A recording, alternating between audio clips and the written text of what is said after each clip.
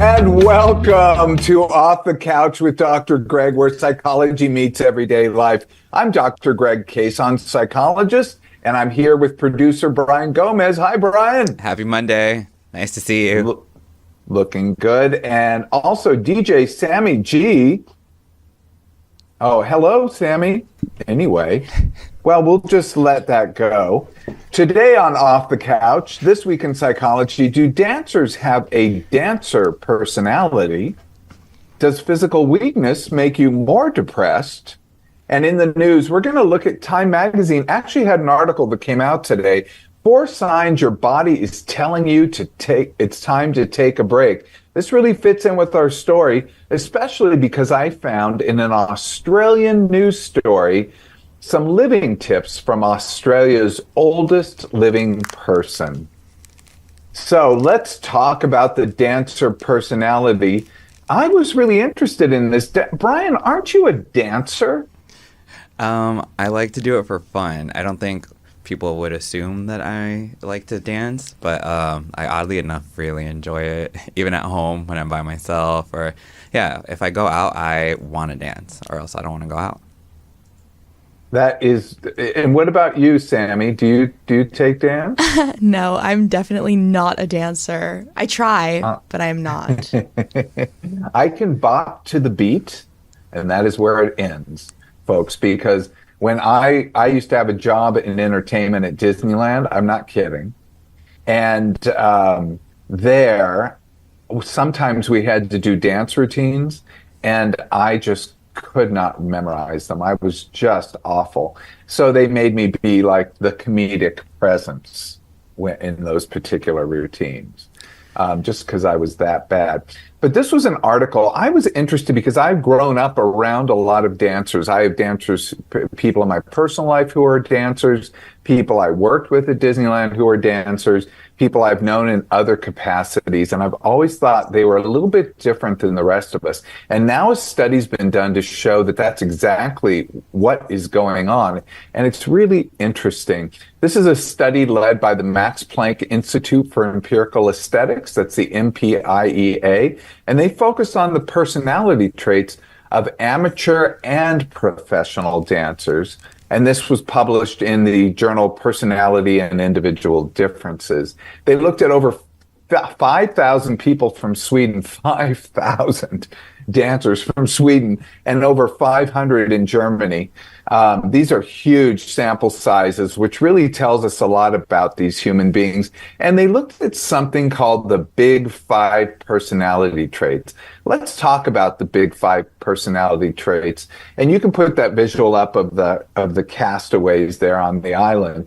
The Big 5 personality traits have openness. Openness is the O. It's the Big 5 personality trait spells out ocean. And the first one is openness. That's intellectual curiosity, creativity, preference for novelty. The second one, C, is conscientious, tendency to be organized, dependable, and disciplined. The third one is extroversion, which is sociability, energy, and tendency to seek stimulation in the company of others.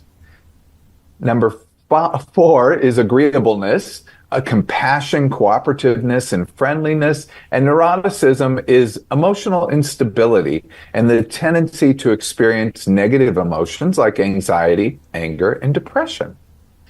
What do you guys think? What do you guys think about that? Brian, do you have any idea of where dancers might fall in that particular breakdown? So those 5 personality traits, is that like all of them? Is that what the dancers are, or they could? No. Well, we'll go into which ones they represent of those. But that's just like we all have these 5 dimensions. It's a good question. Maybe I didn't explain it right. We all have these 5 dimensions within our personality, and the dimensions we can either have more of one of those traits or less of one of those traits. And our having more or less of each of the 5 traits kind of adds up to our major personality. Okay, that makes a lot more sense. Yeah. Yeah, because I'm like, I could see which ones I would be, which ones, you know. Which ones do you, just a guess, which one do you think dancers kind of represent? There's openness, conscientiousness, extroversion, agreeableness, and neuroticism. I think maybe the extroversion one. Very good. And any others? The openness. The one that they're disciplined for sure. You have to be disciplined. The conscientiousness. Yeah. The C. So you think the OCE. Sammy, do you have any ideas stick out for you? I'm not sure. I also would think that the extroverted one, I feel like, especially if you're a professional dancer and need to audition, you need to be like out there and make people know who you are and stuff like that. Yeah, and definitely Perfect. have the courage to like just put yourself out there, on display. Perfect. I think you guys are on to something. But you hold on one second. They broke down into dancer types. They looked at standard ballroom, like just standard dancing, like your regular stuff, Latin American dancing, Argentine disco, swing dancing, ballet, and street dancing. I think they were missing pole dancing there, Brian. Way to throw me out there. Well, do you want to let people know? Oh, I don't mind. I really don't mind. But yeah, that's not one that people would think I would be doing. But I do find it really challenging, actually, and fun and therapeutic almost. So yeah, it's my little joy. Well, they have whole fitness classes devoted to it. So and competitions and everything. Like it's a whole different world. Yeah. Well, the main results of this study, they found that dancers were less neurotic compared to non-dancers. This made sense to me. They're less anxious, depressed, etc. Although a lot of dancers I knew did have anxiety, depression, etc. It seems like dancing really helped them. So in many ways, the dancing was very therapeutic, gave them a reason, a purpose, and a way to express themselves. So in general, they have less neurosis than non-dancers. And what they do have more, and you guys will be right on here, is agreeableness, openness to new experience. Openness is like they're willing to put themselves out there, and more extroversion. In fact, their extroversion is quite high. Openness to new experience, really understandable, and agreeableness. They're willing to be told what to do, essentially. They're willing to be taught a routine, and they copy it, and they follow along, and they work with other people. Because dancing isn't just a solo act, it's really working with one other person or a group of other people. So it seems like dancing, in many ways, helps us to express some of the most positive personality attributes we have. And this was similar for both professional and amateur dancers. The one that was the highest was actually openness. People felt it was dancers really are willing to put themselves into new experiences. They're willing to try new things. They're willing to experiment and go places that other people don't. These are true performers. And in fact, people who are professionals are the highest of all in openness, and non-professionals are not quite as high. So the professionals are really willing to go just practically to any lengths to express themselves, which I thought was really cool. The thing I was surprised by, I don't know about you, but the conscientiousness there was no relationship. Conscientiousness is that dependability thing. It's people who they're very dependable. They think about things, they plan, they organize. And it does seem like dancers have that skill, but it's no different than the general population. So that's something to know. That's interesting. So musicians, believe it or not, have agreeableness and openness as part of themselves as well, but they don't have the extroversion that dancers do. Singers have the extroversion that dancers do, and dancers in general are less neurotic than non-dancers and musicians. The dancers, it seems like that's one of the healthiest expressions you can do, which I thought was pretty cool. And thinking back on those types of dancing, are there any that stand out for you? There was one thing you probably this I don't want to leave too much of a thing, but I'll just tell you, swing dancers were less neurotic than Latin and standard dancing. Why might that be? I don't know. Is the music a lot more happier, right? Is that might be it? It's pretty upbeat. Yeah, swing like you just dancing. can't help but to dance to it. Like, yeah. There's a principle in psychology which is all mental fitness or mental wellness is built in mental flexibility. And it's interesting to me that swing dancing really requires a great deal of mental flexibility. It requires you to be creative and to move on the fly, and you're not necessarily always following a rigid routine, which is, but you have to be but you still follow a routine and you still you're willing to move your body in some very loose ways. And I don't know if that's at all related, but it sure seemed to be analogous to the being less neurotic. But overall, what we learned is that dancing really does lead to positive personality traits. So if you have any doubts, if your child wants to get into dancing, I think that's a great thing to do for their mental health, as well as if your child wants to study a musical instrument or wants to sing or wants to do any of the creative arts. It's one of the very best things you can do for their mental health. So I would say always also a for good adults too, and Sometimes I feel adults, like we too. need to act like kids as adults to really kind of enjoy life a little bit, I would say. Ah, very good point. Yeah, It's never sometimes too it's late. good to. That's true. So I was looking for a big room filled with plastic balls to dive into, but I just still haven't found that. But I'm going to go to each McDonald's till I finally find one that I'm allowed in. How about that? You can just sign up for a dance class instead. Good. So let me talk about the next story. When I was in grad school, it's one of those things. So in grad school, I was doing a stint at the VA hospital. And there at the VA, I contracted hepatitis A, and but it became very rapidly ill. I got a very, very severe case of it. I was in bed for several weeks. I lost over 55 pounds. I had profound fatigue. I was making school and work impossible. I was working full time or 30 hours a week when I couldn't do 40, and going to school at the same time. And all of a sudden, boom, I was knocked out of both. And during this time, I felt something in my body which really keyed me up for the next story. I felt depressed. And I noticed I felt depressed, but I didn't think depressive thoughts. I didn't think I was helpless. I knew what was going on. I knew this was an illness. I knew it was a big one.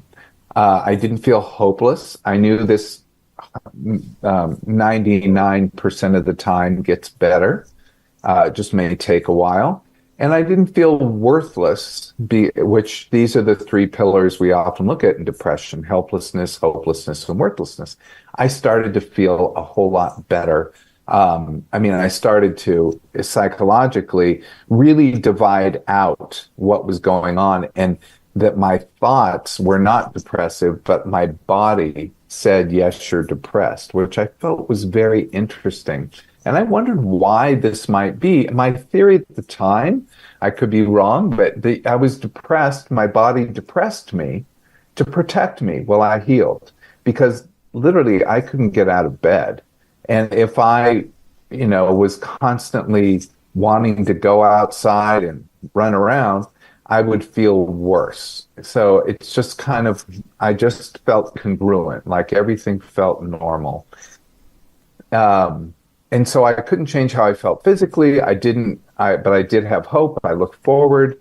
and the feeling of depression was unmistakable. I didn't think too far in the future. That was my coping skill. I just focused on the present.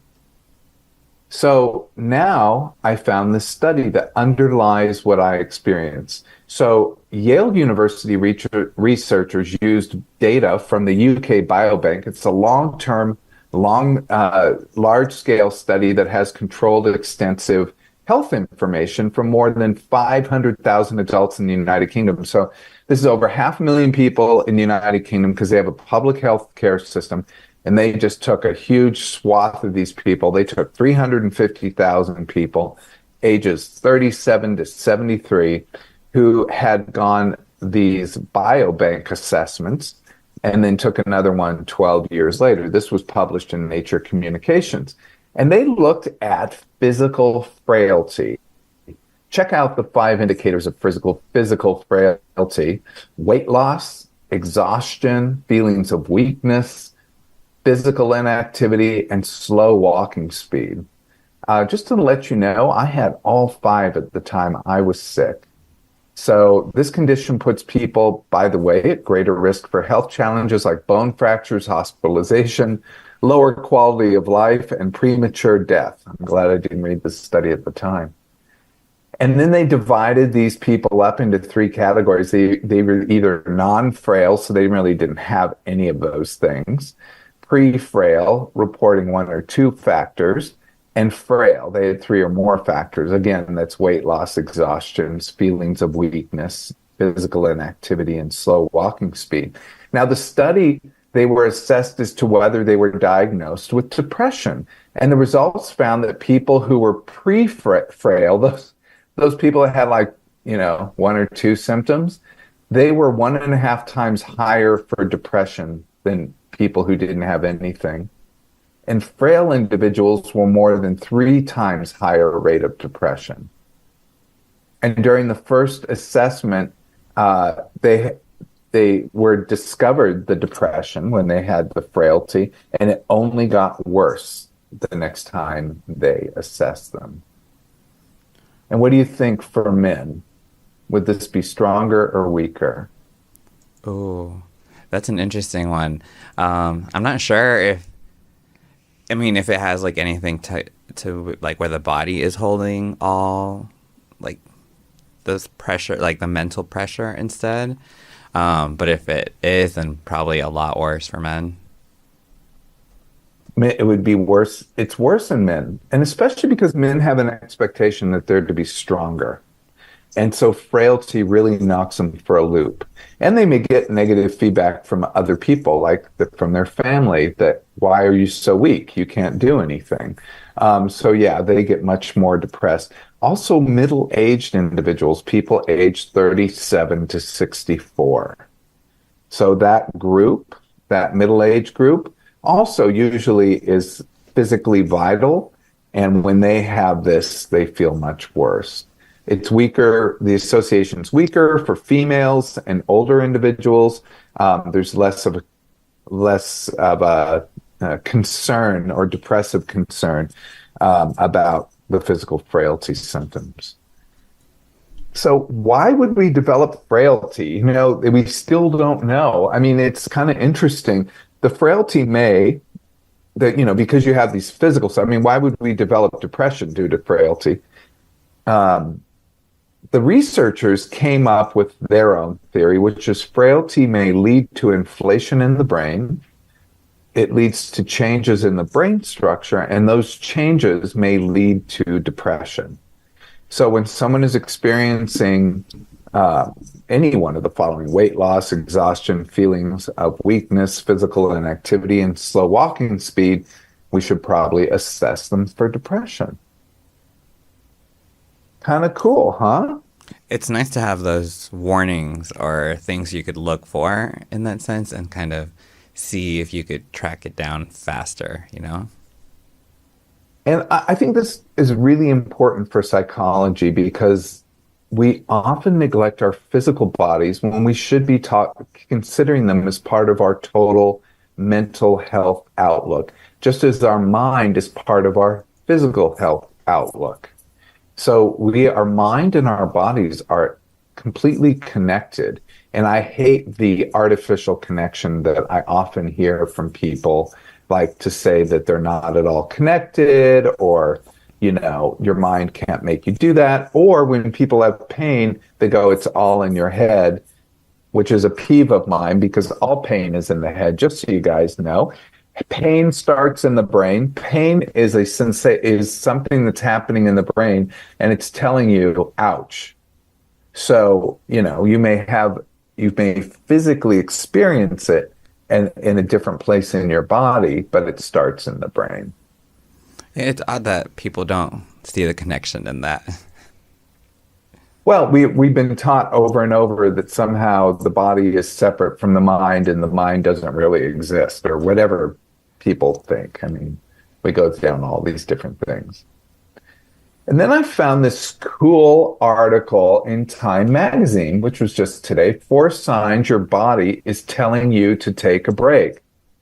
Oh my God, this hit home for me.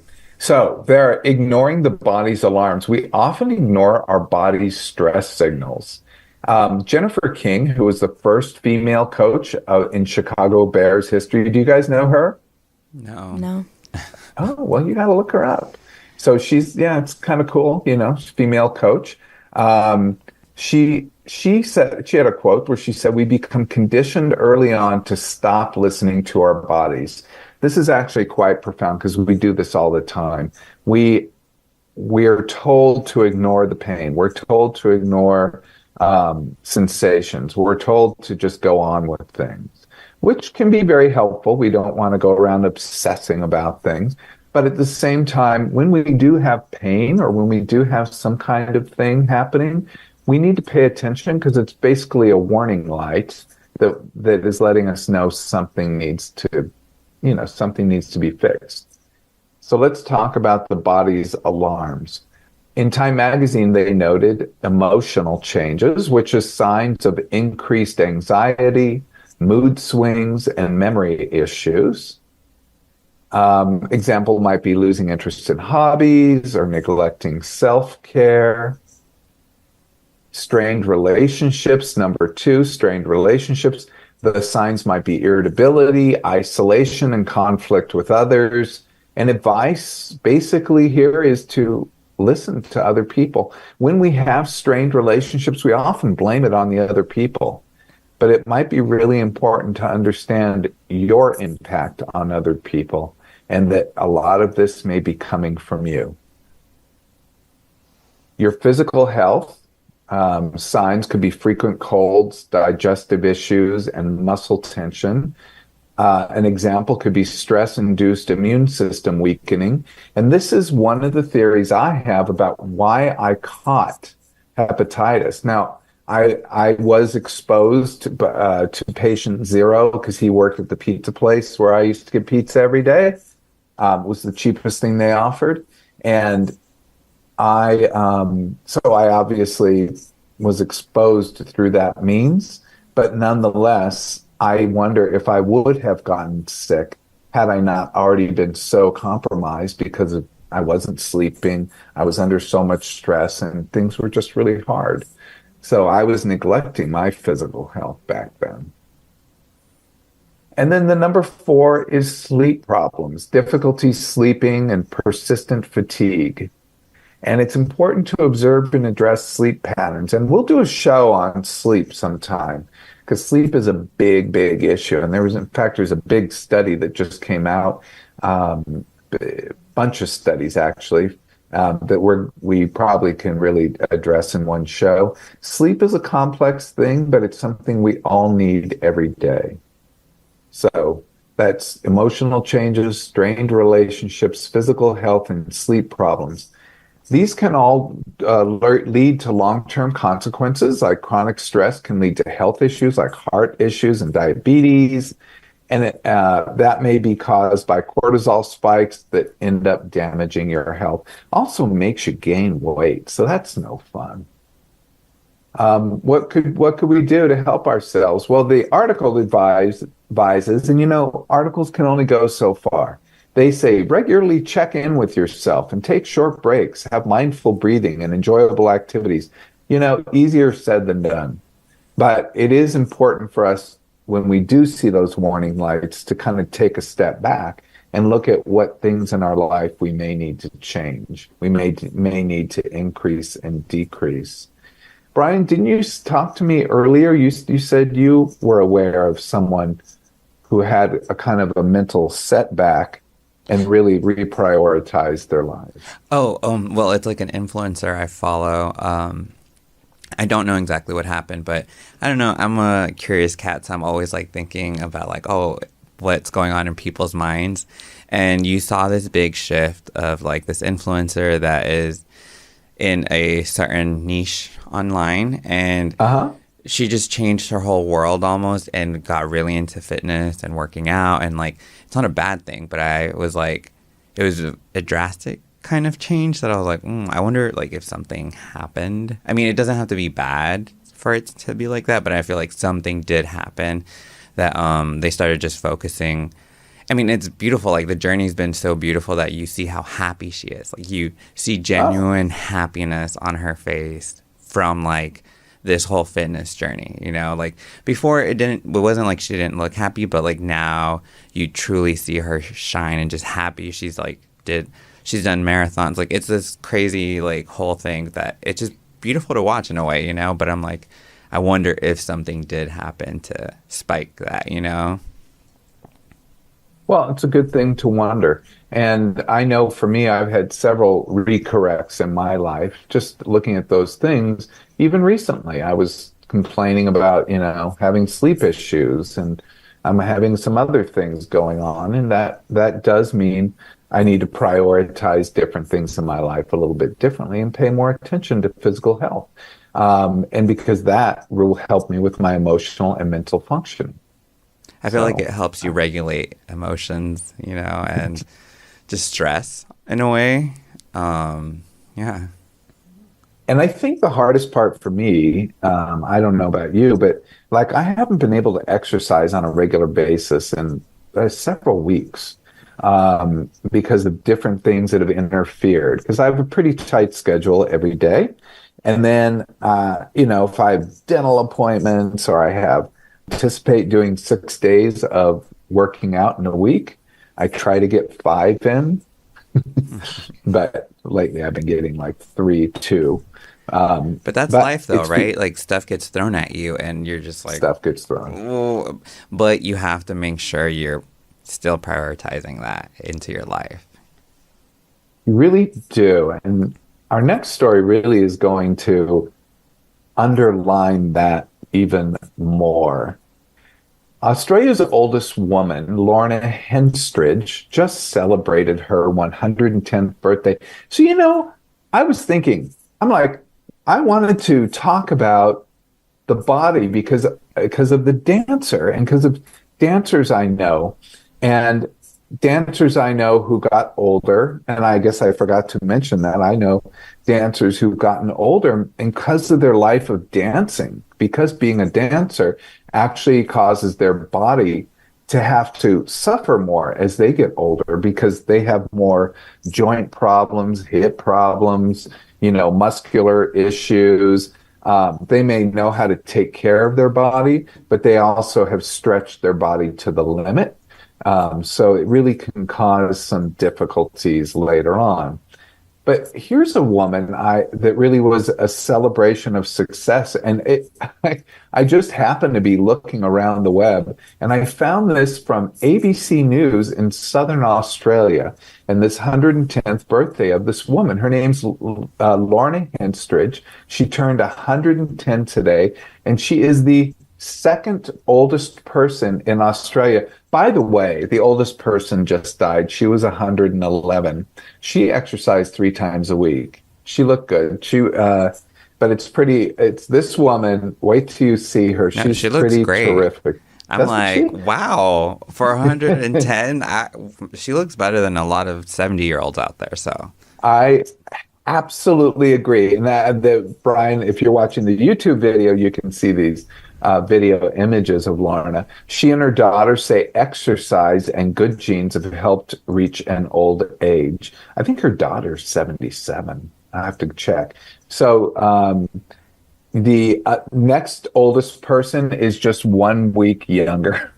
So we have a lot of people in Australia living very long and healthy lives. She doesn't know. She actually was interviewed. She doesn't know what led to her long life, but she attributes at least part of it to exercising every day.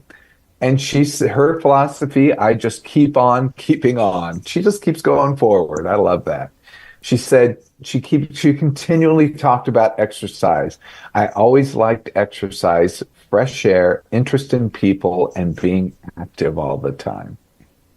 And if there are any elements that can kind of counter the things that we just talked about, that were warning lights to your body having problems, these are the counter: exercise, fresh air, or getting out into nature, basically, interest in people and being around people, and being active. These four things can really help you to actually live a much better life. So, by the way, she was born in 1914 in Adelaide, basically the same area in South Australia, not too far from Melbourne, if you guys know. She's a cute baby. She is a cute one. She started school. Her father would ride with her on horseback to the train station, and she caught a train to school. What a time. I know, it's pretty wild, huh? She met her husband while working at a library for soldiers in World War II. They married during World War II in January 1945. They both enjoyed golf, and she became like the secretary of the golf organization there. She moved into a nursing home only 5 years ago, so when she was 105. So she was living at home till she was 105 years old. This is incredible. Well, she looked great in the grocery store picture. She looked like doesn't need any help. I'm like, wow.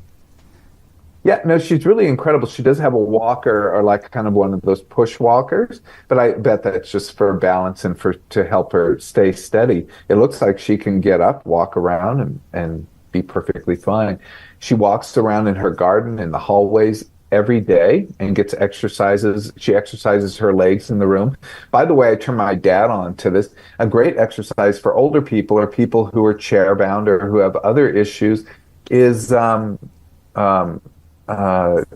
called Sit and Be Fit. And you can go to sitandbefit.com, and that can be a very helpful place to kind of get exercises when you might not be able to like do more traditional, like Jack LaLanne up and down jumping jacks exercises. She does crosswords, reads, goes out 3 times a week with her daughter. So that's 77-year-old daughter. And she said, I just feel much the same, except a little bit debilitated. But no, I can still enjoy things, and I wish I could do what the young do. Aww. You know? She wishes she could have some of that physical back to have some of the energy to do things. Again, she just thinks exercise is a very big part of it, and being very energetic all her life. She said her daughter said she never wanted anyone to know how old she was, ever. Like that was a secret. Until and it was now. Something. What? Until now. Well, I mean, now she's stuck. She said her daughter said when she was 90 or 95, she started to let people to know her age, because she said, now that I got there, now everyone knows. Like the cat's out of the bag. She's been around for a while. So. Oh, wow. That's amazing, though. I mean, we need to move to Australia or figure out what she's drinking and eating, too. Well, I mean, it goes all the way back to dancer personalities. There's something very unique and wonderful about getting out there, trying new things. Because it sounds like, and I don't know if she was a dancer, I didn't see any evidence of that in the story, but it is not so different than other people might experience who have the openness to new experience. She sounds like she's willing to do that. It sounds like extroverted. She likes to be around people. She probably takes care of herself in some good ways. Doesn't sound like she's very neurotic. we don't know except about her age. She didn't want anyone to know that, so she had a tad of vanity. Yeah, so she probably had some pretty helpful personality traits that help put her out there. And of course, exercise and moving the body. So if we can look at all of those things together, we can probably have a healthier life. And I feel like people don't get that exercise doesn't have to be like annoying or a chore or anything. It's about finding the thing that you groove with, you know? Like In you fact, love Barry's boot camp, and you know, like that's your jam. You know, I like to go to the gym and just work out alone in that sense on my own. There's like a lot of different classes, yoga, Pilates. Like there's so many different avenues. Even hiking. Like we live in LA, so we have like beautiful trails with like beautiful scenery. So we knock out the both physical activity and taking in nature as well. But I'm even a believer in just taking a walk around the block and just being able to focus in on the nature around you can be a really, really helpful thing. And in fact, we could, talk about the mental health benefits.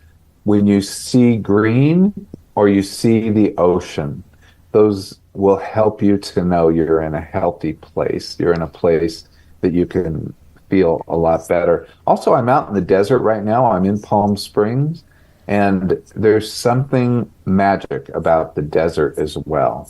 So the mountain just views being around there. nature. The mountain views from Palm Springs, when you look around, they look unreal. It almost looks fake, like you're on a set. But it's so beautiful.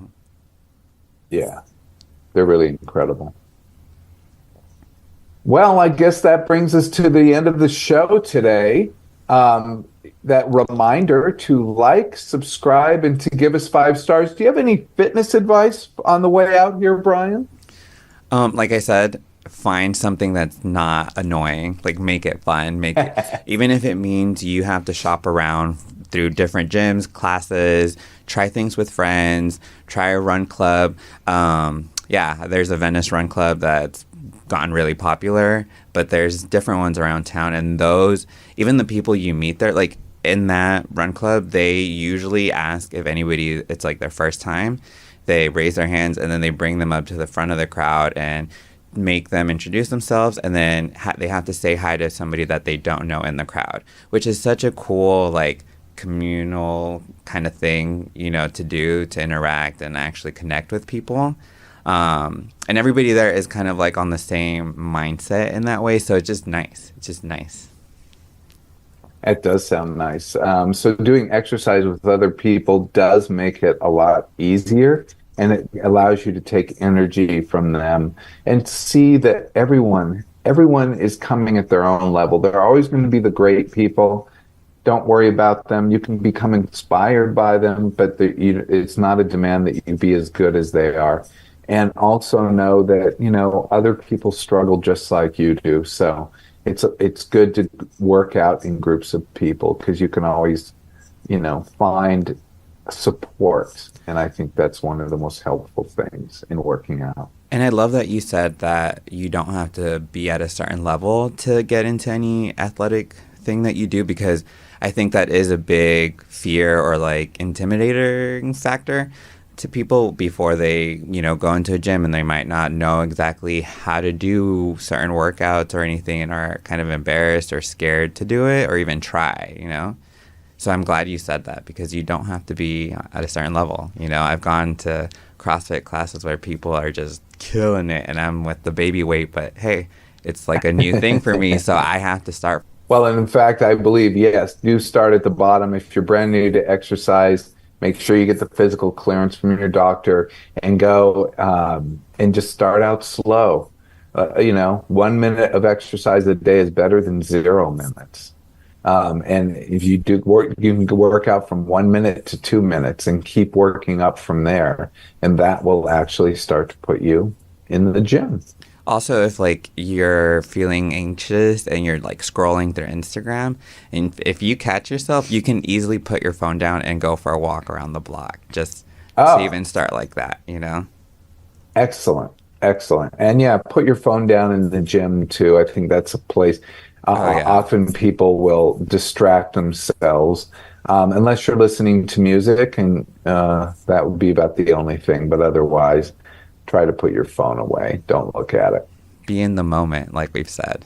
Be in the moment. There you go.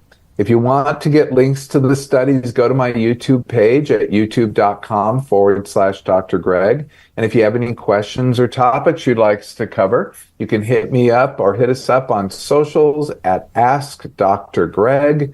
This is Dr. Greg Cason, Brian, and DJ Sammy G bidding you farewell. Until next time, be present, be flexible, and be kind.